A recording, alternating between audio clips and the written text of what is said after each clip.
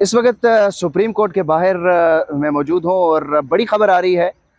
जो supreme court ने पंजाब और खैबर पख्तूनख्वा में इंतखाबात से मुतालिक आज खुद नोटिस लिया था। उस नोटिस में 5 रुकनी जो बेंच है वो बेंच टूट गया है। जस्टिस अमीनुद्दीन खान ने बेंच में शिरकत करने से माजरत कर ली है और अब से कुछ देर पहले जो समाअत थी उसका आगाज़ हुआ। तो जस्टिस अमीनुद्दीन खान ने कल जो फैसला दिया है जस्टिस काजी फाइज ईसा की सरबराही में 3 रुकनी बेंच ने उसका हवाला देते हुए माजरत की है और उन्होंने कहा कि इस फैसले के बाद अब मैं इस बेंच का हिस्सा नहीं बन सकता। ख्याल रहे कि कल जस्टिस काजी फाइज ईसा की सरबराही में 3 रुकनी बेंच ने फैसला दिया था जिसमें सुप्रीम कोर्ट ऑफ पाकिस्तान को आज खुद नोटिस के केसेस की समाअत से रोकने का फैसला दिया था। और ये फैसला जस्टिस काजी फाइज ईसा की सरबराही में 3 रुकनी बेंच ने दिया था। इस 3 रुकनी बेंच में जस्टिस अमीनुद्दीन खान भी शामिल थे और जस्टिस अमीनुद्दीन खान जो है वो इस 5 रुकनी बेंच में भी शामिल हैं जो कि खैबर पख्तूनख्वा और पंजाब के इंतखाबात मुलतवी करने के हवाले से आज खुद नोटिस केस को